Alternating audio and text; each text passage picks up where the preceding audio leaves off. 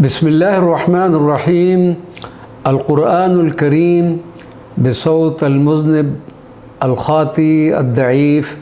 افتخار أحمد قادری بن حافظ فقیر محمد غفر اللہ لہما. الجزء الخامس، پانچواں پارہ. بسم اللہ الرحمن الرحیم. والمحصنات من النساء إلا ما ملكت أيمانكم كتاب الله عليكم وأحل لكم ما وراء ذلكم أن تبتغوا بأموالكم محسنين غير مصافحين فما استمتعتم به منهن فآتوهن أجورهن فريضة ولا جناح عليكم فيما تراضيتم به من بعد الفريضة إن الله كان عليما حكيما. ومن لم يستطع منكم طولا أن ينكح المحسنات المؤمنات فمما ملكت أيمانكم من فتياتكم المؤمنات والله أعلم بإيمانكم بعضكم من بعض فانكحوهن بإذن أهلهن وآتوهن أجورهن بالمعروف محسنات غير مصافحات ولا متخذات أخدان. فإذا أحصن فإن أتين بفاحشة فعليهن نصف ما على المحسنات من العذاب ذلك لمن خشي العنة منكم وأن تصبروا خير لكم والله غفور رحيم. يريد الله ليبين لكم ويهديكم سنن الذين من قبلكم ويتوب عليكم والله عليم حكيم. والله يريد أن يتوب عليكم ويريد الذين يتبعون الشهوات أن تميلوا ميلا عظيما. يريد الله أن يخفف عنكم وخلق الإنسان ضعيفا. يا أيها الذين آمنوا لا تأكلوا أموالكم بينكم بالباطل إلا أن تكون تجارة عن تراض منكم ولا تقتلوا أنفسكم إن الله كان بكم رحيما. ومن يفعل ذلك عدوانا وظلما فسوف نصليه نارا وكان ذلك على الله يسيرا. إن تجتنبوا كبائر ما تنهون عنه نكفر عنكم سيئاتكم وندخلكم مدخلا كريما. ولا تتمنوا ما فضل الله به بعضكم على بعض للرجال نصيب مما اكتسبوا وللنساء نصيب مما اكتسبن واسألوا الله من فضله إن الله كان بكل شيء عليما. ولكل جعلنا موالي مما ترك الوالدان والأقربون والذين عقدت أيمانكم فآتوهم نصيبهم إن الله كان على كل شيء شهيدا.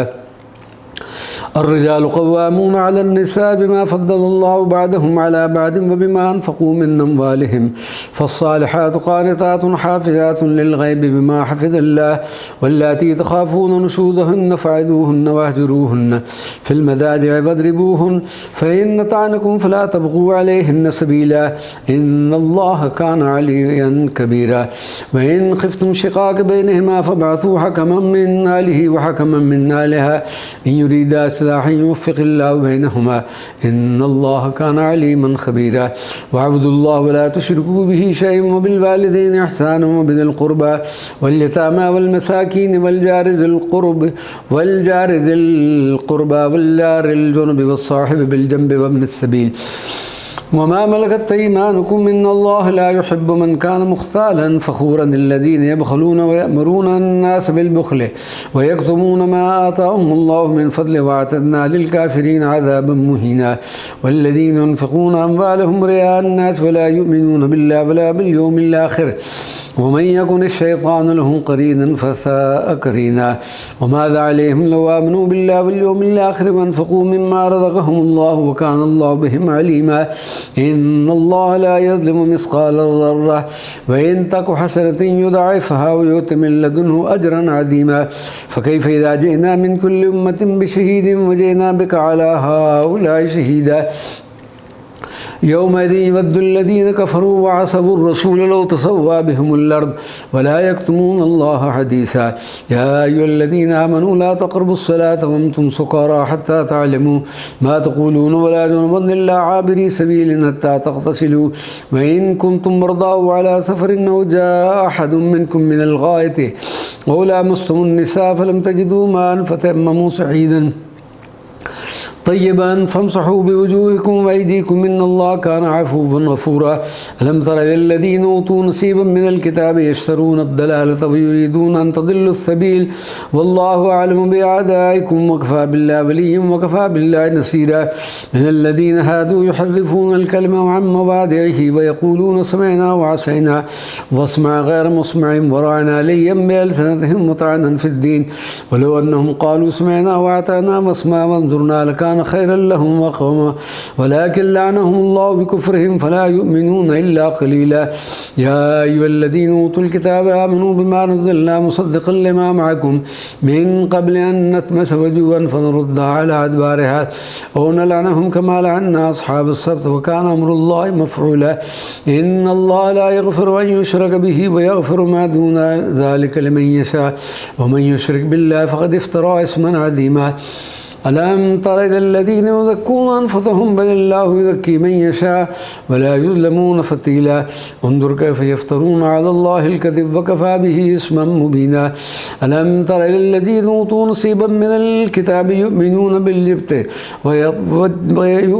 بالجبت والطاغوت ويقولون للذين كفروا هؤلاء أهدى من الذين آمنوا سبيلا. أولئك الذين لعنهم الله ومن يلعن الله فلن تجد له نصيرا. أم لهم نصيب من الملك فإذا لا يأتون الناس نقيرا. أم يحسدون الناس على ما آتاهم الله من فضله فقد آتينا آل إبراهيم الكتاب والحكمة وآتيناهم ملكا عظيما. فمنهم من آمن به ومنهم من صد عنه وكفى بجهنم سعيرا. إن الذين كفروا بآياتنا سوف نصليهم نارا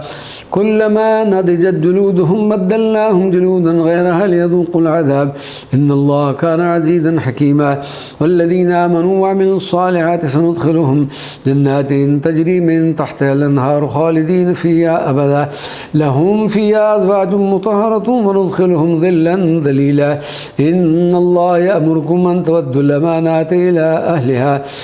وإذا حكمتم بين الناس أن تحكموا بالعدل إن الله نعم ما يعدكم به إن الله كان سميعا بصيرا. يا أيها الذين آمنوا أطيعوا الله وأطيعوا الرسول وأولي الأمر منكم فإن تنازعتم في شيء فردوه إلى الله والرسول إن كنتم تؤمنون بالله واليوم الآخر ذلك خير وأحسن تأويلا. ألم تر إلى الذين يزعمون أنهم آمنوا بما أنزل إليك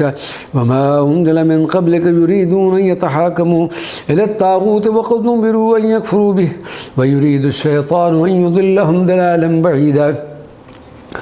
وإذا قيل لهم تعالوا إلى ما أنزل الله وإلى الرسول رأيت المنافقين يصدون عنك صدودا. فكيف إذا أصابتهم مصيبة بما قدمت أيديهم ثم جاءوك يحلفون بالله إن ردنا إلا إحسانا وتوفيقا. أولئك الذين يعلم الله ما في قلوبهم فأعرض عنهم وعظهم وقل لهم في أنفسهم قولا بليغا. وما أرسلنا من رسول إلا ليطاع بإذن الله ولو أنهم إذ ظلموا أنفسهم جاءوك فاستغفروا الله واستغفر لهم الرسول لوجدوا الله توابا رحيما. فلا وربك لا يؤمنون حتى يحكموك فيما شجر بينهم ثم لا يجدوا في أنفسهم حرجا مما قضيت ويسلموا تسليما. ولو أنا كتبنا عليهم أن اقتلوا أنفسكم أو اخرجوا من دياركم ما فعلوه إلا قليل منهم ولو أنهم فعلوا ما يوعظون به لكان خيرا لهم وأشد تثبيتا وإذا لآتيناهم من لدنا أجرا عظيما ولهديناهم صراطا مستقيما. ومن يطع الله والرسول فأولئك مع الذين أنعم الله عليهم من النبيين والصديقين والشهداء والصالحين وحسن أولئك رفيقا. ذلك الفضل من الله وكفى بالله عليما. يا أيها الذين آمنوا خذوا حذركم فانفروا ثبات أو انفروا جميعا وإن منكم لمن ليبطئن فإن أصابتكم مصيبة قال قد أنعم الله علي إذ لم أكن معهم شهيدا ولئن أصابكم فضل من الله ليقولن كأن لم تكن بينكم وبينه مودة يا ليتني كنت معهم فأفوز فوزا عظيما. فليقاتل في سبيل الله الذين يشرون الحياة الدنيا بالآخرة ومن يقاتل في سبيل الله فيقتل أو يغلب فسوف نؤتيه أجرا عظيما. وما لكم لا تقاتلون في سبيل الله والمستضعفين من الرجال والنساء والولدان الذين يقولون ربنا أخرجنا من هذه القرية الظالم أهلها واجعل لنا من لدنك وليا واجعل لنا من لدنك نصيرا. الذين آمنوا يقاتلون في سبيل الله والذين كفروا يقاتلون في سبيل الطاغوت فقاتلوا أولياء الشيطان إن كيد الشيطان كان ضعيفا ألم تر إلى الذين قيل لهم كفوا أيديكم وأقيموا الصلاة وآتوا الزكاة فلما كتب عليهم القتال إذا فريق منهم يخشون الناس كخشية الله أو أشد خشية وقالوا ربنا لم كتبت علينا القتال لولا أخرتنا إلى أجل كريم قل متاع الدنيا قليل والآخرة خير لمن اتقى ولا تظلمون فتيلا أينما تكونوا يدرككم الموت ولو كنتم في بروج مشيدة وإن تصبهم حسنة يقول هذه من عند الله وإن تصبهم سيئة يقول هذه من عندك كل من عند الله فما لهؤلاء القوم لا يكادون يفقهون حديثا ما أصابك من حسنة فمن الله وما أصابك من سيئة فمن نفسك وأرسلناك للناس رسولا وكفى بالله شهيدا من يطع الرسول فقد أطاع الله ومن تولى فما أرسلناك عليهم حفيظا ويقولون طاعة فإذا برزوا من عندك بيت طائفة منهم غير الذي تقول والله يكتب ما يبيتون فأعرض عنهم وتوكل على الله وكفى بالله وكيلا أفلا يتدبرون القرآن ولو كان من عند غير الله لوجدوا فيه اختلافا كثيرا فإذا جاءهم أمر من الأمن أو الخوف إذاعوا به ولو ردوه إلى الرسول وإلى أولي الأمر منهم لعلمه الذين يستنبطونه منهم ولولا فضل الله عليكم ورحمته لاتبعتم الشيطان إلا قليلا فقاتل في سبيل الله لا تكلف إلا نفسك وحرد المؤمنين عسى الله أن يكف بأس الذين كفروا الله أشد بأسا وأشد تنكيلا من يشفى شفاعة حسنة يكن له نصيب منها ومن يشفى شفاعة سيئة يكن له كفر منها وكان الله على كل شيء مقيتا فإذا حييتم بتحية فحيوا بأحسن منها أو ردوها إن الله كان على كل شيء حسيبا الله لا إله إلا هو ليجمعنكم إلى يوم القيامة لا ريب فيه ومن أصدق من الله حديثا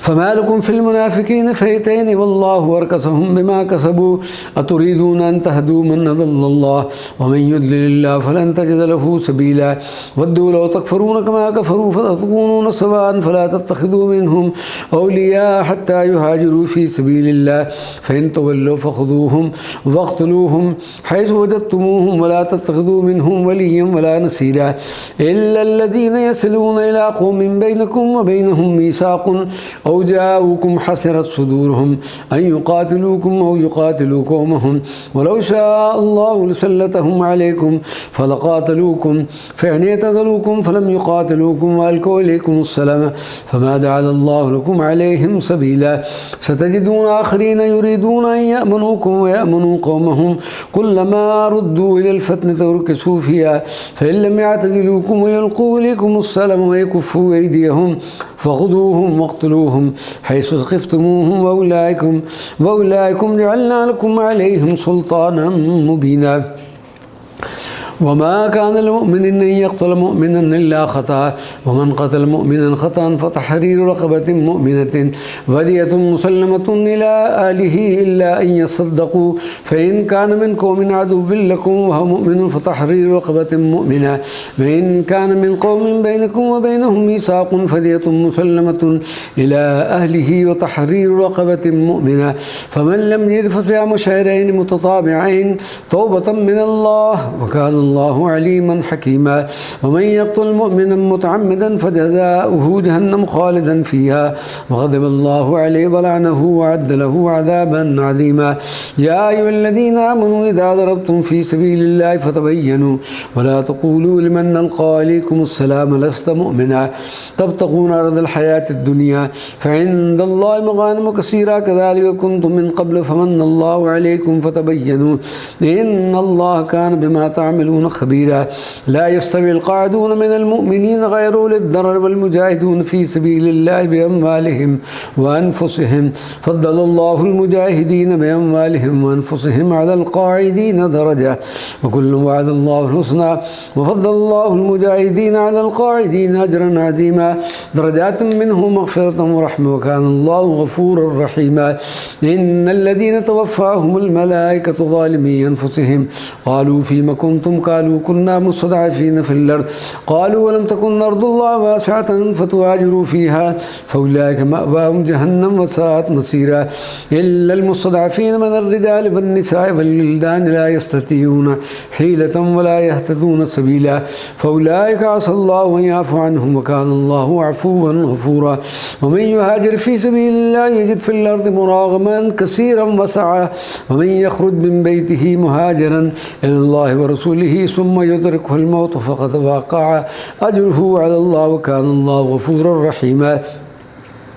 فإذا ضربتم في الأرض فليس عليكم جناح أن تقصروا من الصلاة إن خفتم أن يفتنكم الذين كفروا إن الكافرين كانوا لكم عدوا مبينا. وإذا كنت فيهم فأقمت لهم الصلاة فلتقم طائفة منهم معك وليأخذوا أسلحتهم فإذا سجدوا فليكونوا من ورائكم ولتأت طائفة أخرى لم يصلوا فليصلوا معك وليأخذوا هدرهم وأسلحتهم ود الذين كفروا لو تغفلون عن أسلحتكم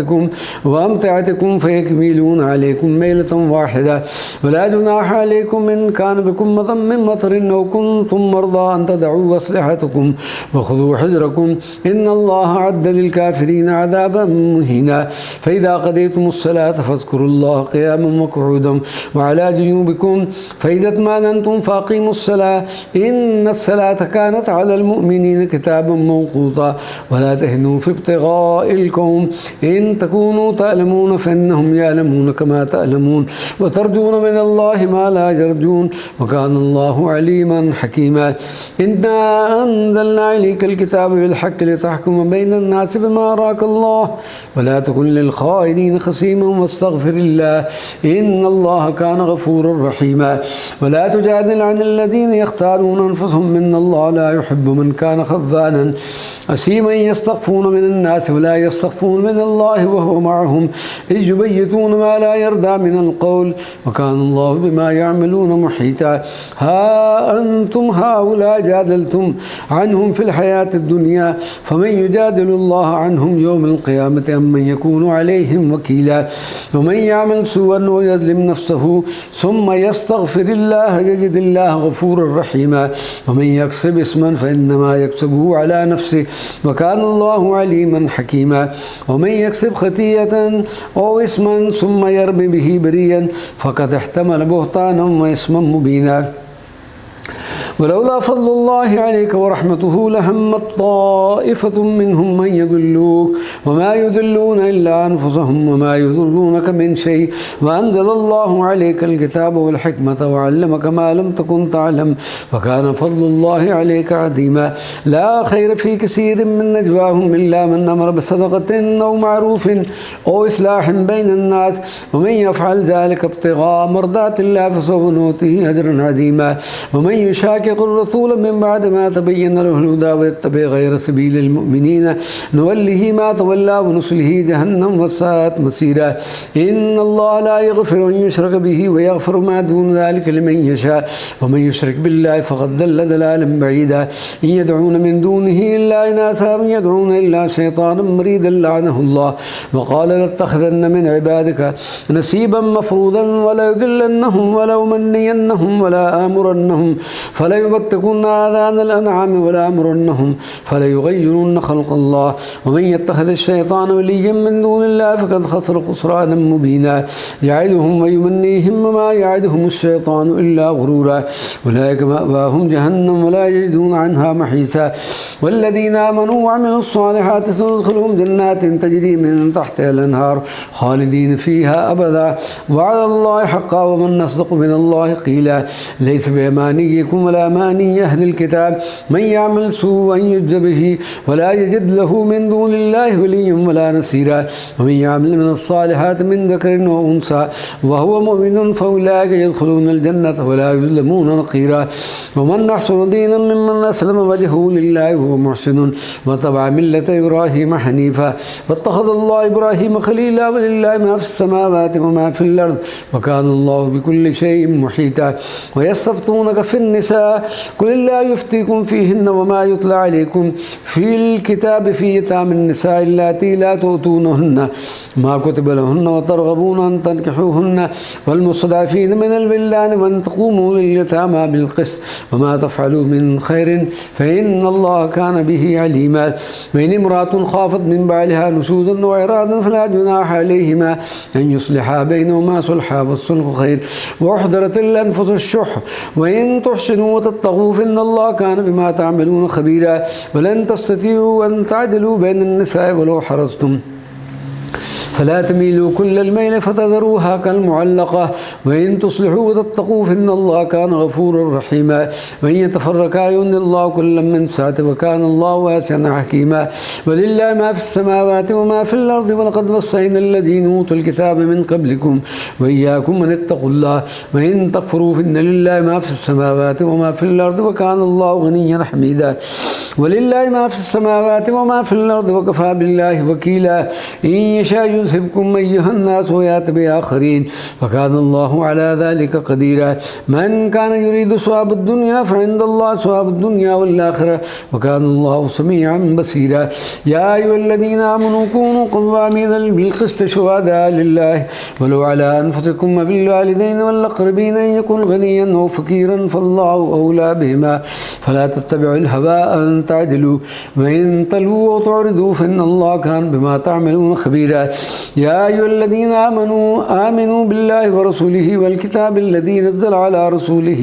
والكتاب الذي أنزل من قبل ومن يكفر بالله وملائكته وكتبه ورسله واليوم الآخر فقد ضل ضلالا بعيدا إن الذين آمنوا ثم كفروا ثم آمنوا ثم كفروا ثم ازدادوا كفرا لم يكن الله ليغفر لهم ولا ليهديهم سبيلا بشر المنافقين بأن لهم عذابا أليما الذين يتخذون الكافرين أولياء من دون المؤمنين أيبتغون عندهم العزة فإن العزة لله جميعا وقد نزل عليكم في الكتاب أن إذا سمعتم آيات الله يكفر بها ويستهزأ بها فلا تقعدوا معهم حتى يخوضوا في حديث غيره إنكم إذا مثلهم إن الله جامع المنافقين والكافرين في جهنم جميعا الذين يتربصون بكم فإن كان لكم فتح من الله قالوا ولم نكن معكم وإن كان للكافرين نصيب قالوا ولم نستعبد عليكم ونمنعكم من المؤمنين فالله يحكم بينكم يوم القيامة ولن يجعل الله للكافرين على المؤمنين سبيلا إن المنافقين يخادعون الله وهو خادعهم وإذا قاموا إلى الصلاة قاموا كسالى يراءون الناس ولا يذكرون الله إلا قليلا مذبذبين بين ذلك لا إله هؤلاء ولا إله هؤلاء ومن يضلل الله فلن تجد له سبيلا يا أيها الذين آمنوا لا تتخذوا الكافرين أولياء من دون المؤمنين أتريدون أن تجعلوا لله عليكم سلطانا مبينا إن المنافقين في الدرك الأسفل من النار ولن تجد لهم نصيرا إلا الذين تابوا وأصلحوا واعتصموا بالله وأخلصوا دينهم لله فأولئك مع المؤمنين وسوف يؤتي الله المؤمنين أجرا عظيما ما يفعل الله بعذابكم إن شكرتم وآمنتم وكان الله شاكرا عليما صدق الله العظيم.